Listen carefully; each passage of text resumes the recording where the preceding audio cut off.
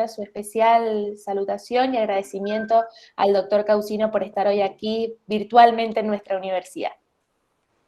El doctor Mariano Causino, como ustedes saben, es de Buenos Aires, es abogado, egresado de la UBA, especialista en relaciones internacionales, es ex embajador en Israel y Costa Rica, profesor de Historia Contemporánea y de Política Exterior Argentina. Actualmente tiene una columna en Infobae, entre otras actividades que realiza hoy en día. Sí, no quiero robarle más tiempo y darle la palabra para que hoy nos hable sobre política exterior argentina. Muchas gracias y nuevamente bienvenidos y bienvenidas. Doctor Causino, lo escuchamos. Bueno, muchas gracias a las autoridades de la universidad por haberme invitado. Pido disculpas porque la reunión tenía que haberse hecho hace un tiempo y yo estaba con muchas complicaciones y en una ocasión incluso les tuve que suspender, si no me equivoco, que yo estaba de viaje y me cambiaron los vuelos con todas las complicaciones que hay, y el día que habíamos comprometido yo estaba atrapado en el aeropuerto de un lado al otro, medio varado. Bueno, y no podía hacer esto como corresponde. Bueno, no sé cuál es el mecanismo, si yo preferiría hablar unos breves minutos y después si hay preguntas las contestamos, y supongo que esto durará una hora más o menos. No sé cómo es el sistema. Sí, doctor, exactamente. Usted puede empezar con su exposición y dar lugar a las preguntas cuando estime conveniente. Bueno, entonces lo que yo diría es lo siguiente. Hemos puesto un título muy genérico. Supongo que a ustedes les interesará hablar de la situación de la política internacional argentina, y para eso conviene, yo creo que para hablar en ese sentido siempre hay que tener en cuenta dos cosas. Primero, el marco internacional en el que se producen los acontecimientos actuales, y el otro es las características de la Argentina en ese contexto internacional. Entonces, yo diría que en el contexto internacional actual, la característica central, estamos viviendo el periodo posterior al fin de la Guerra Fría, en el cual hay una mutación en el orden global, que en este periodo, siempre el mundo permanentemente está en cambio, y los sistemas, lo que se entiende por orden mundial, o el sistema en el que se configura el poder a escala global, va mutando, pero la historia indica que hay periodos que tienen determinadas caracterizaciones. En este periodo, que está en pleno desarrollo, es el de la posguerra fría. Entonces, ¿qué es lo que ha ocurrido? La caída de la Unión Soviética determinó el fin de un periodo bipolar entre los Estados Unidos y la Unión Soviética, que dio paso a un momento, al llamado momento unipolar, en el cual los Estados Unidos emergieron como una suerte de superpotencia remanente del sistema. Pero ese orden, que se inició en 1989 o 1991, también está sufriendo cambios, porque la superpotencia única norteamericana está viendo cómo su poder está, no sé si declinando, pero al menos está siendo reemplazado por un nuevo orden global que tiene las características de una suerte de multipolaridad, y que en el extremo del poder tiene una creciente tendencia hacia una especie de bipolaridad entre los Estados Unidos y China. Ahora, ¿qué es lo que ha ocurrido? La caída de la Unión Soviética coincidió, y sus consecuencias coincidieron con un suceso que comenzó 10 años antes, que fue que a la muerte de Mao en 1976 y de Zhou Enlai, el gobierno chino pasó a estar controlado por Deng Xiaoping, que inició una serie de reformas de apertura de mercado que determinaron que en 40 años ese país se convirtiera en la segunda potencia económica del mundo, y hoy es probablemente, depende cómo se mida, China o Estados Unidos son la economía número 1 del mundo. Ahora, en materia económica, los Estados Unidos hoy representan aproximadamente entre el 15 y el 18% del PBI mundial. China explica otro tanto, la Unión Europea otro tanto, si se toma en su conjunto, de modo tal que uno podría decir muy genéricamente que Estados Unidos, China y la Unión Europea tienen aproximadamente un quinto del Producto Bruto Mundial cada uno, y los otros dos quintos corresponden al resto del sistema. Ahora, por lo tanto, en materia económica, China y Estados Unidos, o Estados Unidos y China, son las dos potencias más importantes del mundo. Pero el poder en el mundo no se determina solamente por razones económicas, sino por razones políticas. Y en materia militar, y en especial en materia de arsenal nuclear, los dos países más importantes del mundo son los Estados Unidos y Rusia.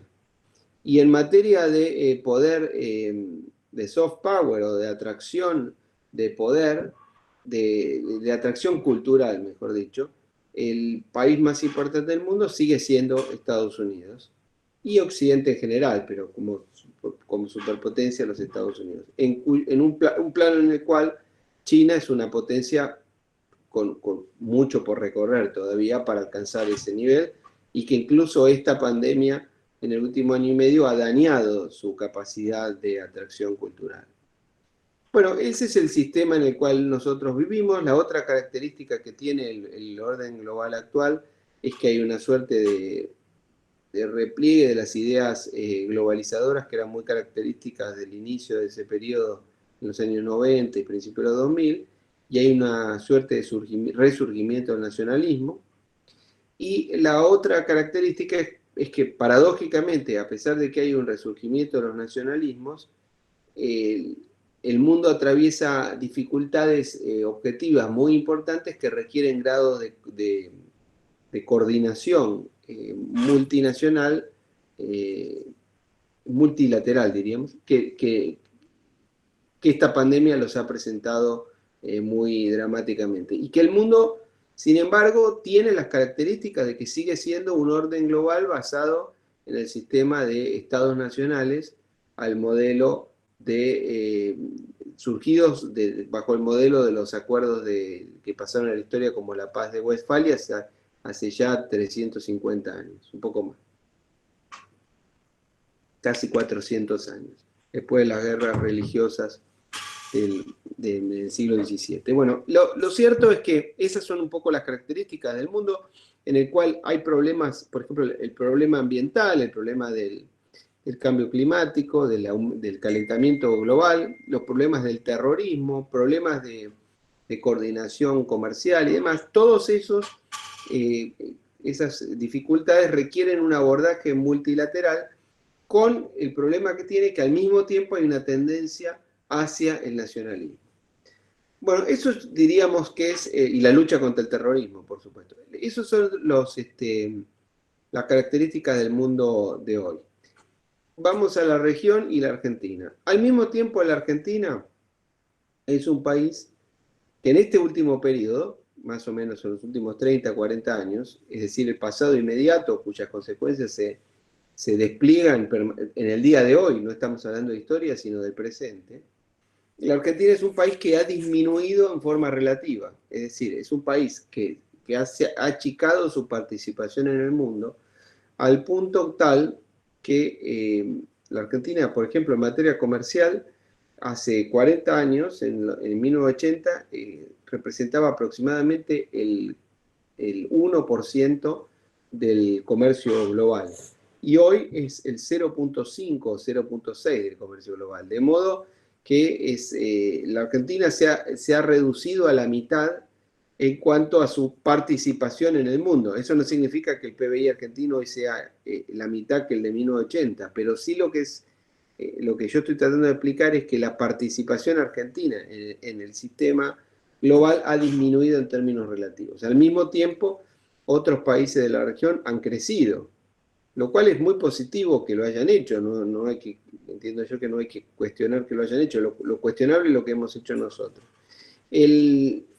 La Argentina, hasta 1960 aproximadamente, la Argentina era el país más importante de la región, porque todavía el Brasil La economía brasileña era más chica que la argentina, pero a partir de los años 60 la economía brasileña superó a la economía argentina, y hoy la Argentina es probablemente el tercer país de Sudamérica y el cuarto, si se tomara Latinoamérica como un conjunto, que Latinoamérica en realidad es un concepto cultural y no geográfico, pero si se tomara, si se incorpora México en la cuenta, la Argentina es el cuarto país de la región, porque serían Brasil, México, probablemente Colombia, que ya Colombia creo que tiene ya más población que Argentina y tiene un PBI que o igual o superior al de Argentina, aunque parezca mentira.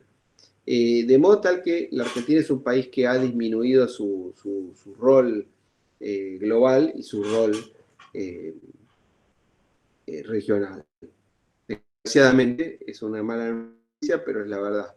En ese marco, un problema serio que tiene la Argentina, entiendo yo, es que en el último año y medio ha deteriorado sus relaciones con regionales. Entonces, el problema que tiene es que un país que se ha achicado contra sí mismo, ¿no? A su vez ha deteriorado sus relaciones en el Mercosur y en Sudamérica en general, y eso ha hecho que tenga una dificultad adicional para enfrentar un mundo que está plagado, como siempre, está plagado de desafíos, también de oportunidades, pero de peligros reales, ¿no? Y que los gobiernos tienen que interpretar esa situación para aprovechar las oportunidades y minimizar los costos de los desafíos. Pero eso difícilmente un país de la escala de la Argentina puede hacerlo solo. La Argentina, si bien es el octavo país más grande del mundo, tiene una población relativamente pequeña en función del territorio. Tiene una población que tiene un nivel cultural interesante, valorado, pero declinante, también hay que reconocerlo.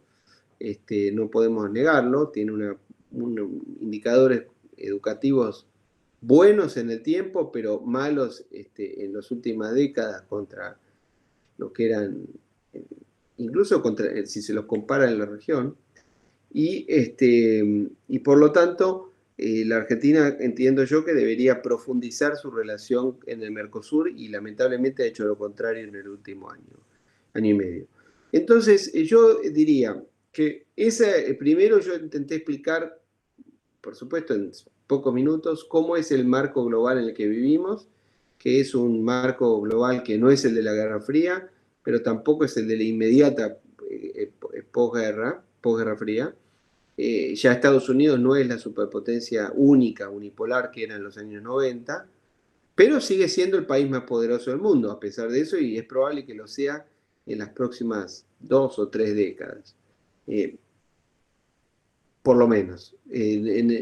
Tal vez dentro de 20 o 30 años, probablemente China es posible que tenga que haya crecido aún más, pero en algunos otros planos es altamente probable. Por ejemplo, en plano de defensa es altamente probable que Estados Unidos siga siendo la primer potencia del mundo, porque además hay razones geopolíticas que después, si quieren, hablamos, que tienen que ver con la incapacidad China para consolidarse como potencia fundamental en el Asia, indiscutida, digamos, como sí lo es Estados Unidos en el hemisferio occidental.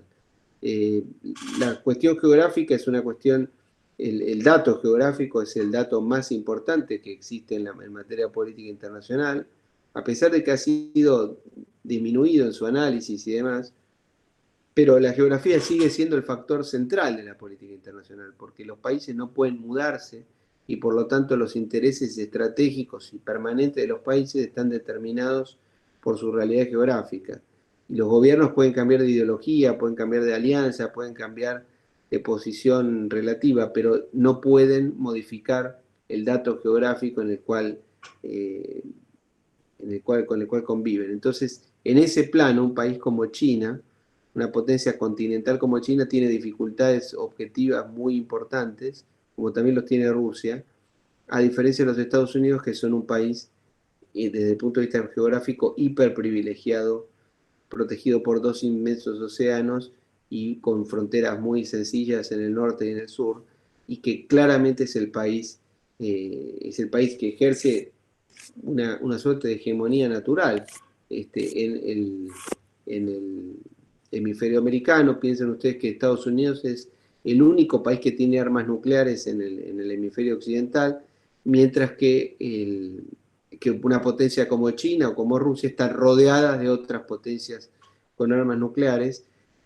China, a su vez, es un país que tiene una dificultad importante en materia de provisión energética, mientras que Estados Unidos ha resuelto su aprovisionamiento energético. Estados Unidos hoy es el primer productor mundial de petróleo. Estados Unidos logró en los últimos 10 años la meta del autoabastecimiento, que era algo que había perdido en los años 50. Por eso, a su vez, la región de Medio Oriente ha perdido relevancia en términos relativos. No es que no sea importante, es muy importante, pero no tiene el nivel de dramatismo que tenía en los años 70 o los años 80 o hasta los 90. Yo pararía acá, bueno, y después hice una descripción de la Argentina. Pararía acá porque sería interesante poder escucharlos a ustedes y contestar alguna pregunta si es que pueden.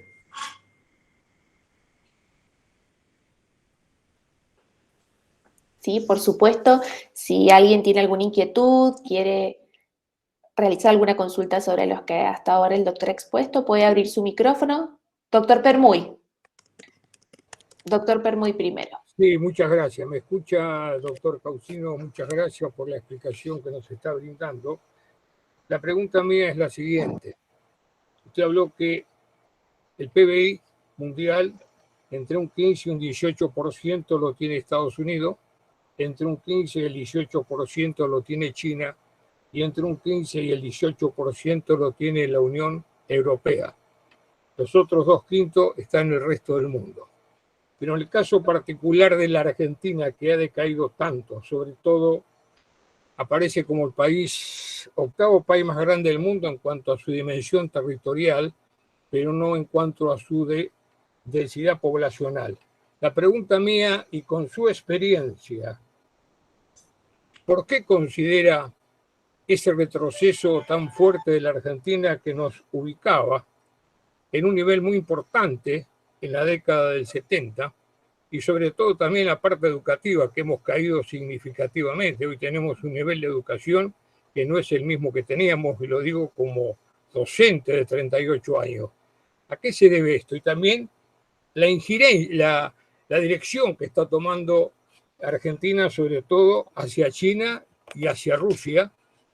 Yo creo, en mi opinión personal, no dándole la importancia que merece Estados Unidos. Bueno, es una pregunta complicada porque tiene múltiples respuestas, ¿no? Además tiene que ver con la decadencia. Sí, discúlpeme, yo hago... Sí, yo comparto su inquietud y me doy cuenta que por dónde va su pensamiento, que creo que es parecido al mío. Indagar sobre las causas es un tema que podemos conversar, pero es tal vez un poco largo y es un tema más filosófico que de política internacional. Pero, a ver, yo ensayaría las siguientes respuestas. Primero, la Argentina es un país que tuvo... La Argentina tiene 200 años, pero tiene un periodo enormemente exitoso que va más o menos desde Casero, desde el fin del rosismo, hasta los años 20 o 30. Ese periodo es muy positivo, la segunda mitad del siglo XIX y el comienzo del siglo XX. Es altamente positivo. Pero ¿por qué es positivo ese periodo? Y bueno, es positivo en buena medida porque el país logró insertarse en una corriente mundial que le era muy favorable, porque en ese tiempo la potencia número uno del mundo era el Imperio Británico, cuya economía era complementaria con la Argentina. Y a su vez, la clase dirigente argentina, una vez que resolvió la cuestión del interior y de Buenos Aires, y que a través, por supuesto que fue muy traumática esa historia, pero una vez que se resolvió y el país logró no sé si uniformidad, pero una homogeneidad, y digamos, y que tanto Buenos Aires como las provincias llegaron a algún tipo de entendimiento, que básicamente se dio porque el interior controló a Buenos Aires, sobre todo en las presidencias de Sarmiento, de Avellaneda, de Roca y sus sucesores. ese modelo económico y de integración mundial que el país había adoptado, que se mantuvo y que incluso el mayor cambio político que tuvo lugar en ese periodo, que fue cuando los conservadores perdieron el poder y los radicales tomaron el poder en el año 16, a pesar de eso mantuvieron el mismo programa económico. Ahora, el mundo cambió para siempre en los años 30, porque después de la Primera Guerra Mundial, y en especial después de la crisis del 30, el Imperio Británico dejó de ser el primer país del mundo. Y ya en fines del siglo XIX, Estados Unidos había desplazado a Gran Bretaña como primera potencia global. Y la dirigencia argentina no pudo tramitar positivamente esa realidad. Y no lo pudieron hacer los conservadores en el final, no lo hizo el radicalismo, y el peronismo heredó esa situación. Amén de las equivocaciones que tuvieran unos y otros. Lo cierto es que la segunda mitad del siglo XX, el siglo XX en general, pero la segunda mitad especialmente, fue un periodo de tiempo muy negativo para un país como Argentina, porque un sistema en el que los Estados Unidos en 1945 era el 35% de la economía global, era más del doble de lo que es hoy Estados Unidos en términos totales. Al finalizar la guerra, más o menos entre 3 y 4 dólares de cada 10 que había en el mundo era la economía americana. Después, por supuesto que, por suerte también, ¿no? Alemania y Japón se recuperaron, y Europa se recuperó en buena medida por el Plan Marshall y demás, y entonces la economía americana en términos relativos se redujo, aunque el país seguía creciendo. Pero ese mundo era un mundo muy desfavorable para Argentina. Y a su vez, la Argentina cometió, entiendo yo, varios errores graves que cometieron varios gobiernos en cuanto a su relación con el mundo. Uno fue en el año 42, el gobierno de conservador, ese momento de Castillo, creo yo que equivocadamente tuvo una postura en la conferencia de Río de Janeiro equivocada, contraria al interés nacional, que fue cuando la Argentina fue el único país que no adhirió a la solidaridad hemisférica después de que Estados Unidos había sido atacado en Pearl Harbor el 7 de diciembre del año anterior. La segunda equivocación grave que se cometió fue, creo también, es discutible, pero entiendo yo que fue un grave error cuando el gobierno del presidente Ilia anuló los contratos petroleros que se habían hecho en el gobierno de Frondizi y que habían sido insinuados en el final del gobierno de Perón, cuando Perón firmó un contrato con la California y había convocado al capital extranjero.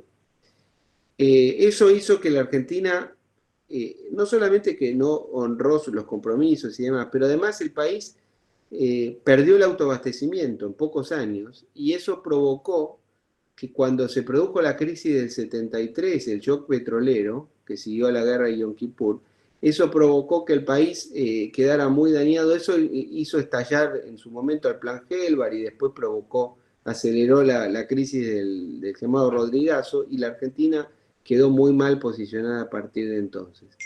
Después, un tercer error, hay muchos, pero un tercer error gravísimo es el que cometió el gobierno militar en el año 82, cuando con la intención de perpetuarse en el poder, inició una operación militar que no tenía ninguna posibilidad de ganar y con una lectura del mundo totalmente equivocada. Lo cual no quita que yo creo que hay que reivindicar el reclamo de Malvinas, pero la operación militar fue una aventura equivocada. Y otro error, y después hay dos errores muy graves que comete el kirchnerismo. Uno es la cumbre de Mar del Plata, donde el gobierno se presta a un juego de Chávez y demás para insultar al presidente de los Estados Unidos. Y finalmente el pacto con Irán, que es una equivocación gravísima de la cual hasta se han arrepentido algunos de los que la promovieron. Sumado a eso, el gobierno argentino de Cristina Kirchner en el año 2014, por una razón de corto plazo, le cedió a China una base científica en la provincia de Neuquén, que hoy la tenemos y es imposible disolverla, porque China es uno de nuestros dos principales socios comerciales. Entonces, una vez que eso existe, no se puede volver atrás. pero eso, ningún otro país de la región tiene una base china. ¿Qué le quiero decir con esto? La respuesta es un poco larga. Es un poco, por un lado, el marco global, que fue más favorable en el siglo XIX que en el XX, y por otro lado los errores argentinos, los errores de los distintos gobiernos que han contribuido a eso. Ahora, el siglo XXI puede ser un siglo más favorable para la Argentina que lo que fue el siglo XX, puede ser, porque con una potencia económica como China, la Argentina tiene una oportunidad, la Argentina y Brasil, ¿no? Países de Latinoamérica tienen una oportunidad desde el punto de vista, probablemente desde el punto de vista económico. Pero para hacer eso, y dado que hay una confrontación estratégica entre los Estados Unidos y China de manera creciente, y que lamentablemente la Argentina no lo puede modificar eso es un dato estructural, para operar en el margen, en esa situación, un país de la escala de Argentina lo puede hacer en coordinación con la región, lo tiene que hacer con Brasil. Si no, la Argentina, si no lo hace desde una plataforma más grande, la Argentina es un país que no tiene una fortaleza y un tamaño como para poder enfrentar esa dificultad.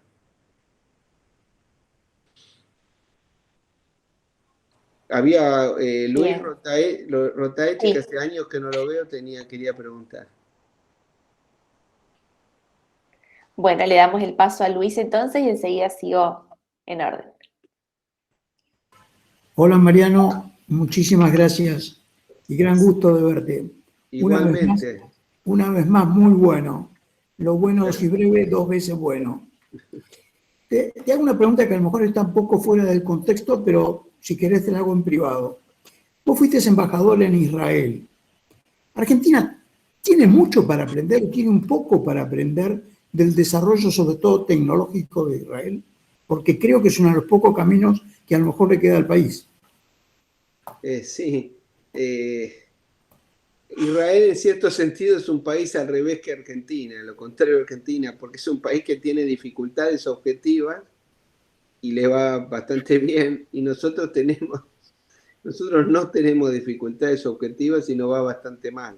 En realidad yo creo que lo que tenemos para aprender, que el mundo tiene para aprender de un país como Israel, no es la tecnología eventualmente se podría hasta comprar, pero en realidad es la capacidad de resolver los problemas y de salir adelante, y la capacidad de resiliencia.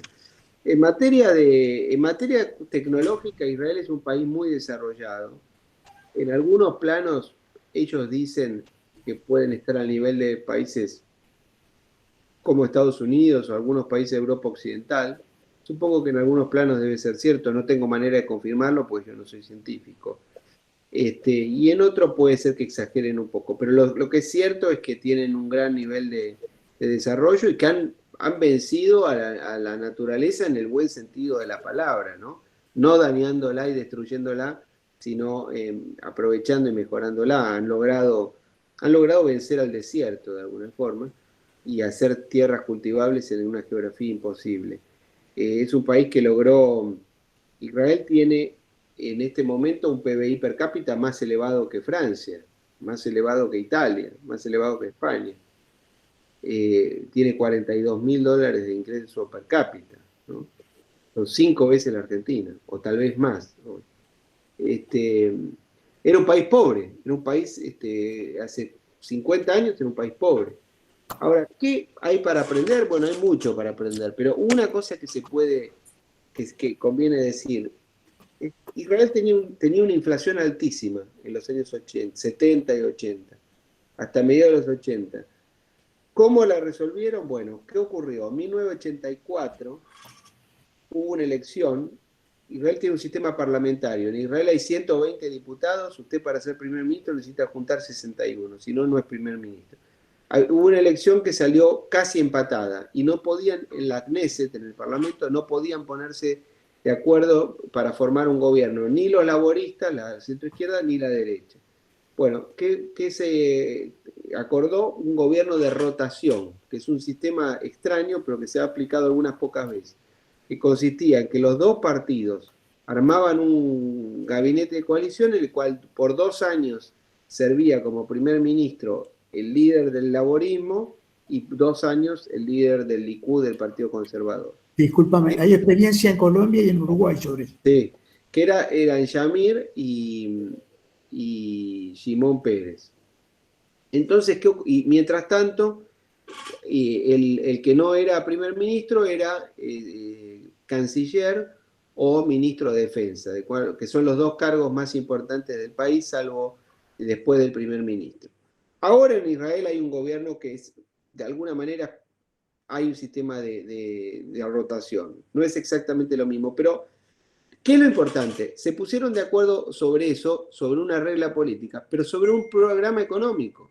El programa económico, que consistía en un plan de estabilización, lo compartieron los 2 grandes partidos y lo mantuvieron. Entonces, cuando cambiaron el primer ministro más, continuaron ese plan económico. Eso, más el apoyo, obviamente, que tuvo del gobierno norteamericano, lograron resolver la inflación en los años 80 y el país avanzó muchísimo. Y después se le dio otra situación muy favorable. Israel se vio beneficiado cuando cae la Unión Soviética, ya en el final, un poco antes, pero sobre todo después de la caída de la Unión Soviética, emigraron a Israel más o menos un número que entre 500.000 y 1 millón de judíos soviéticos, rusos o de Ucrania y de otros países de la Unión Soviética, que eran personas que tenían 2 características muy importantes. Uno, eran personas con una alta calificación, porque la Unión Soviética tenía a favor, entre todos los desastres que tenía, una cosa a favor es que tenía un buen nivel educativo, con lo cual eran muchos que eran ingenieros o científicos o médicos. Y el segundo motivo positivo es que era gente que venía huyendo del sistema socialista, que valoraba mucho la libertad y que eran inmensamente trabajadores. Entonces, esa combinación de cosas hizo que el país incorporara una inmigración altamente positiva, en un gran número, y que eso dinamizó mucho también la economía y la ciencia. Pero bueno, sí, es un país que tiene cosas muy buenas, otras no tanto, pero yo cuando estuve allí los 2 años que yo fui embajador en Israel, la verdad es que el primer año teníamos que hacer una tarea política, tenía que dedicarme a restaurar la relación política que había estado muy dañada en el gobierno de Cristina Kirchner. Pero en el segundo año yo quise dedicarme ya a hacer una agenda más digamos, más hacia el futuro, y creamos allí una serie de programas que intentaban promover la idea de que algunas empresas argentinas se internacionalizaran a través de experiencias en Israel, y algunas se lograron, y bueno, y creo que eso es positivo. Después yo sé que intentaron seguir un poco con eso, ya la pandemia complicó mucho los traslados y demás, pero es un país del que hay mucho para aprender, indudablemente, sí, es una experiencia enorme. Pero bueno, paro acá porque si no estoy 1 hora hablando del tema. Bueno, muchas gracias, muy bueno. No, gracias a vos. La próxima persona que había levantado la mano es Celina Misref. Hola, ¿cómo le va, doctor? Un placer, un gusto conocerlo. Mi pregunta es, bueno, muy interesante la charla, es con el tema del soft power, me quedé pensando en el tema de diplomacia cultural. Bueno, si bien Estados Unidos es el padre del mainstream, además, ¿no? ¿Usted piensa que a lo mejor India o Corea están teniendo a lo mejor algún protagonismo en el tema de diplomacia cultural? Y por otro lado, mi otra pregunta es, ¿cuáles serían las soluciones para la política, para mejorar la política exterior argentina? Además, bueno, del tema de relaciones, de incrementar con el Mercosur, y si piensa que también la OCDE ha tenido algún papel importante en este tema. Bueno, son varias preguntas, pero sí. El soft power, mejor dicho, la India y ¿qué otro país? Y Corea. Corea, sí, que bueno, están teniendo bastante visibilidad. Sí. Bueno, ¿qué ocurre? Los países progresan o decaen en función de las políticas que adoptan, ¿no? No hay una predeterminación a que un país está condenado a la pobreza y otro al éxito. Los países son lo que son de acuerdo al sistema que adoptan, por lo tanto, por eso es que es tan importante la capacidad, digamos, las ideas que adoptan las élites de los países, ¿no? Está lleno de casos, pero uno de ellos es Corea. Corea es un país dividido artificialmente por razones políticas y hay dos extremos en el cual Corea del Sur es un país hiperdesarrollado y es un país que después de haber tenido una dictadura muy larga pero modernizadora, generó un sistema democrático. En Corea hay un sistema de elecciones, por supuesto no es la democracia perfecta, hay muchos casos de corrupción, hay problemas, ¿no? Pero es un sistema moderno, es un sistema donde hay un gobierno limitado en el tiempo y tiene un sistema capitalista pleno y hay un desarrollo tecnológico enorme, una capacidad industrial gigantesca y un gran nivel de vida. Al mismo tiempo, los coreanos del norte viven en una especie de feudalismo con una dictadura casi surrealista. Y bueno, y genéticamente son iguales, son el mismo pueblo. Lo mismo pasó en Alemania oriental con respecto a Alemania occidental. Y lo mismo ocurre con los cubanos. Fíjense que a los cubanos les va bien en todo el mundo, menos en Cuba. En cualquier lugar que van los cubanos son trabajadores, ganan dinero, prosperan. Y bueno, y en Cuba lamentablemente están sometidos a una dictadura comunista. Es decir, lo que no funciona es el sistema. Por lo tanto, usted me pregunta la política exterior argentina. La política exterior de un país es la proyección que ese país tiene en el sistema, en el resto del mundo y es la forma que ese país tiene de relacionarse con el resto de la comunidad internacional. Bueno, yo creo que la política exterior que está haciendo este gobierno lamentablemente es muy mala, no le puedo decir otra cosa. Es un gobierno que está volviendo a reiterar los errores que lo llevaron a perder las elecciones en el 2015, que habían provocado un aislamiento de la Argentina en ese momento al finalizar el gobierno de los Kirchner. El gobierno que siguió, el gobierno del presidente Macri, hizo esfuerzos importantes por volver a una senda positiva, pero lamentablemente desde que asumió Alberto Fernández y con esta Cancillería, usted fíjese que el presidente no se ha visto nunca en un año y medio con el presidente del Brasil, nunca. Recién ahora ha tenido relación con el presidente del Uruguay. Con el Paraguay ha empeorado la relación. Con Chile ha empeorado la relación. Con Bolivia mejoró porque volvió el partido de Evo Morales. Pero la verdad es que si usted hace la política en función de criterios ideológicos y no de criterios de interés nacional, el resultado es muy malo. Había un tercer asunto que no me acuerdo cuál era. Que me preguntó. Sí, con el tema de la OCDE, si ha tenido algún efecto positivo en la política exterior, o sea, y con el tema, ¿qué soluciones usted ve para salir adelante? O sea, para No, que yo la creo que Argentina... Sí. el gobierno anterior hizo un esfuerzo para que la Argentina ingresara a la OCDE, lo cual es valorable. Tal vez haya sido un poco apresurado, porque la verdad es que yo no soy un experto en esto, porque no trabajé en eso y no tengo los parámetros. Aquí, lo que sí me acuerdo es que cuando yo fui embajador en Costa Rica, también en Costa Rica hacía un esfuerzo por entrar a la OCDE.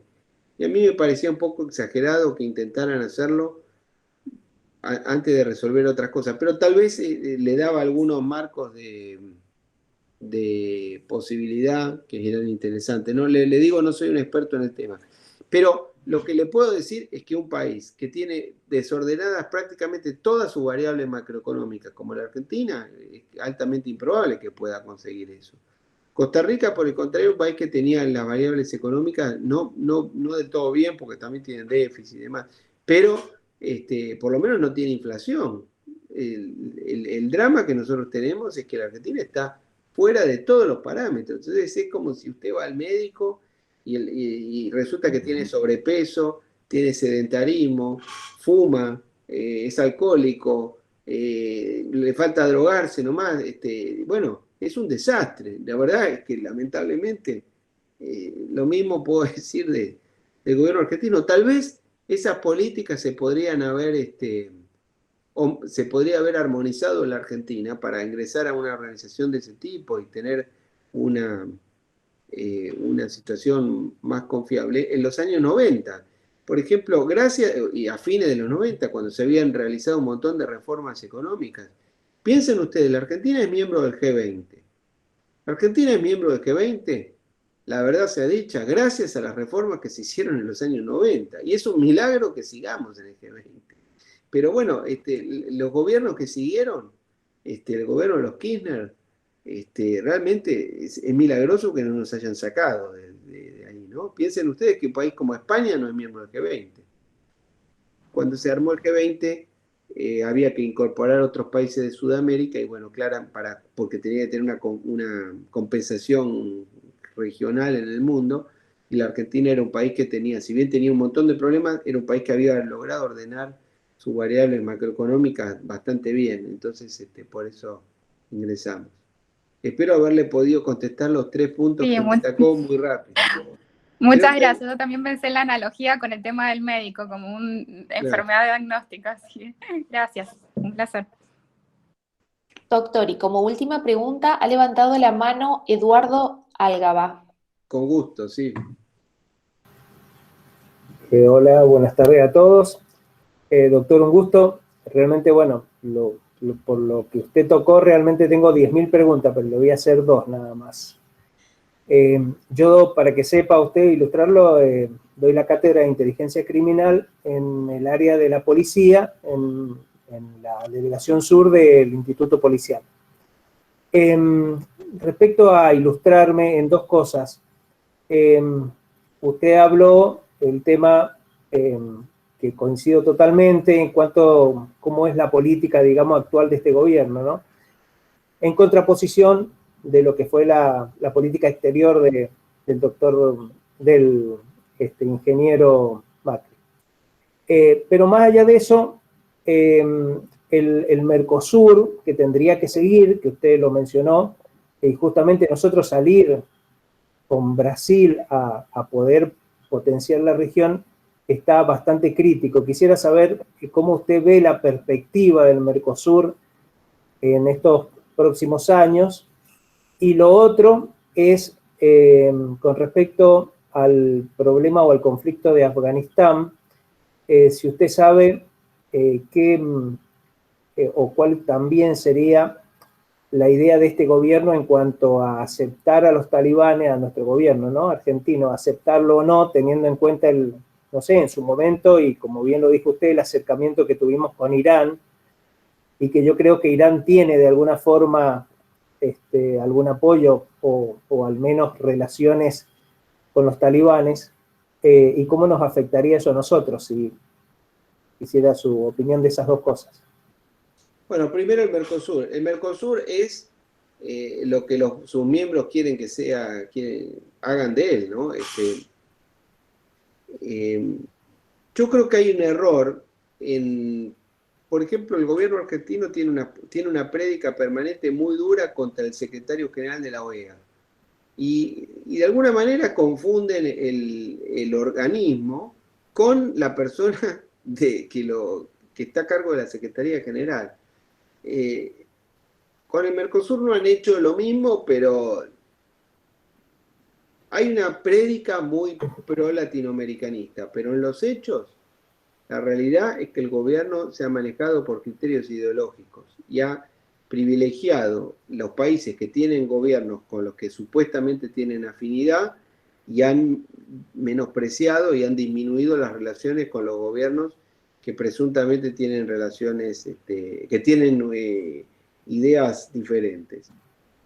Eso ha hecho que, como el Mercosur es un bloque que tiene un país muy importante que es Brasil, muy grande, un país mediano como Argentina y 2 países de menor envergadura como son Paraguay y Uruguay, eso ha hecho que la relación entre el presidente de la Argentina y el presidente del Brasil esté congelada por culpas compartidas, entiendo yo, pero nosotros podemos hablar del presidente argentino, ¿no?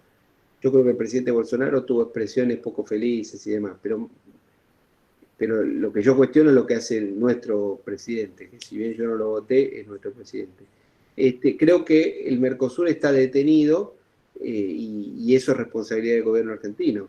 Pero le vuelvo a decir, el Mercosur es lo que sus miembros quieren que se hagan de él. Podría ser otra cosa. Es esto, pero podría ser otra cosa. el Mercosur tiene un sistema de presidencias rotativas, igual que en general como la Unión Europea. Bueno, el semestre pasado, de enero a junio, la Argentina presidió el Mercosur. La Argentina no hizo nada en ese periodo, no hizo una sola propuesta. La única, iba a haber una reunión presencial en Buenos Aires, el 26 de marzo pasado, que se cumplían 30 años del Tratado de Asunción, que constituyó el Mercosur el 26 de marzo de 1991, y a último momento el gobierno argentino canceló esa reunión presencial y la redujo a un Zoom como esto que tenemos ahora, en el cual además el presidente le dijo que se tomaran un buque porque el presidente del Uruguay había planteado algo que no le cayó bien. Bueno, imagínense, por otro lado hemos visto que han hecho un uso y un abuso de las reuniones. O sea, no es que, la verdad que si tenían que reservar una reunión presencial era precisamente con sus pares del bloque regional. Entonces, lamentablemente creo que ha sido un manejo muy, muy equivocado, muy inconveniente, que va a tener un costo para la Argentina. Yo espero que en 2 años pueda haber otro gobierno y que modifique esto. En realidad esperaría que este gobierno modifique en lo que queda de mandato. Creo que no lo va a hacer, no tengo ninguna esperanza. Bueno, con respecto a otro tema que no tiene nada que ver, los talibanes, Afganistán. Bueno, no sé qué va a hacer el gobierno argentino, supongo que si los talibán logran un nivel de reconocimiento internacional importante, finalmente lo acompañarán. Le puedo asegurar que nadie en el mundo está pendiente si Felipe Solá reconoce a los talibán o no. Lo que importa, por ejemplo, es la postura que pueda tener Pakistán en este momento, que es un país fundamental en la región y que además analiza de alguna forma las relaciones con China. China y Rusia han dicho que van a mantener las embajadas y aparentemente, no sé si lo han hecho ya todavía, pero reconocerían a las nuevas autoridades. Tal vez lo hayan hecho en las horas que pasaron desde esta mañana, que no leí los diarios. Pero bueno, ahora, ¿qué es lo que sucede allí?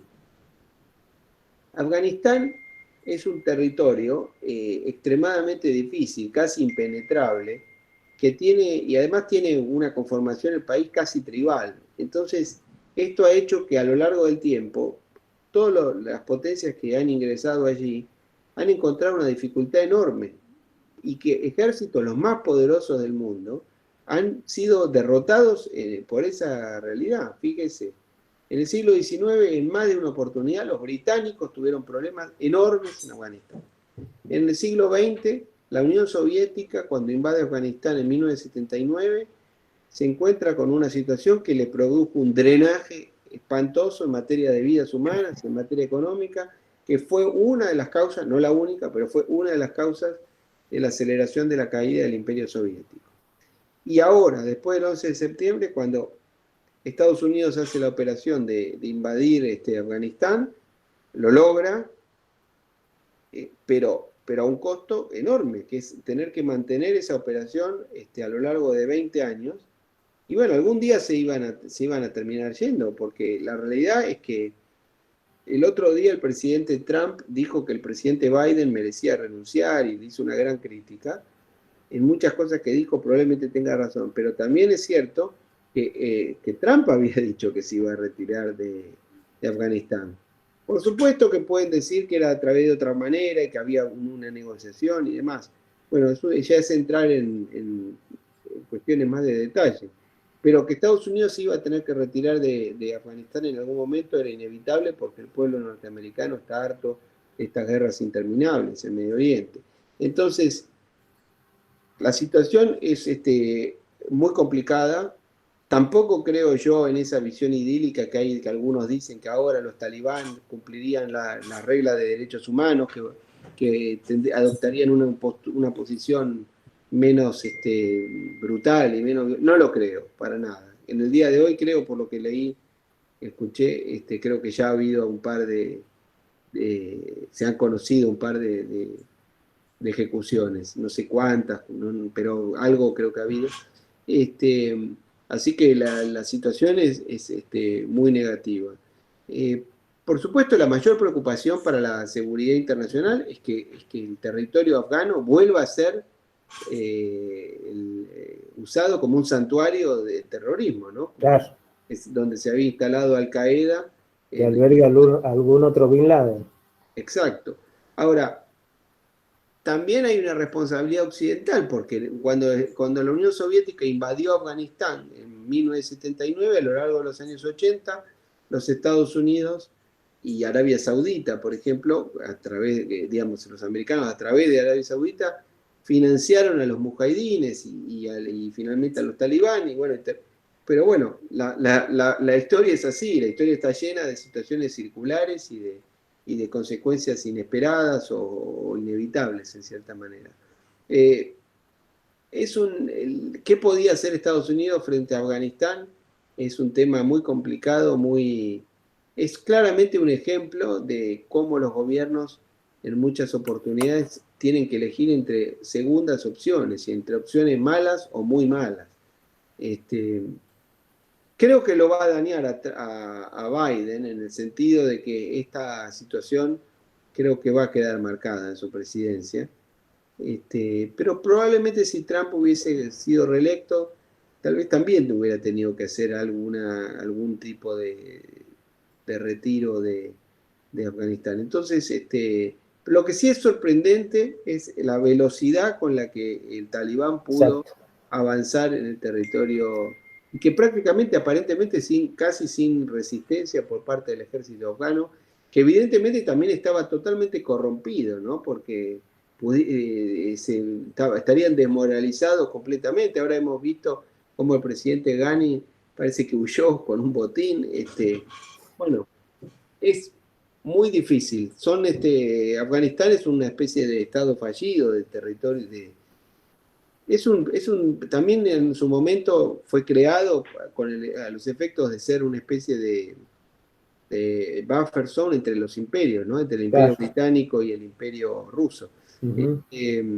Pero se confirmó una vez más esa regla que dice que Afganistán es el cementerio de los imperios, y bueno, se ha cumplido. Lo hemos podido ver este fin de semana. Exacto. Bueno, no, gracias, Eduardo. Espero haber podido ser útil a los organizadores y haber podido responder, y les agradezco por este rato para conversar sobre estos temas.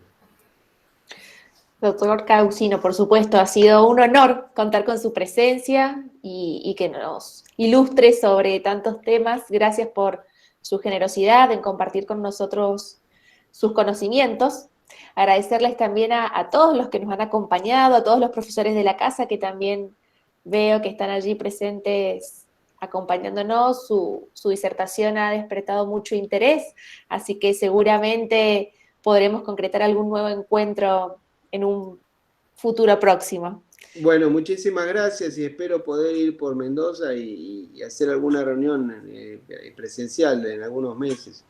Sería El año que ideal. viene. Va a ser un gusto. Bueno, y un abrazo a todos, a Cerruti, que no lo he visto, mi amigo, y que sigan todos muy bien. Muchas gracias. Muchas gracias en nombre de la Universidad de la Aconcagua. Muchas gracias. Gracias a todos. Buenas tardes. Gracias.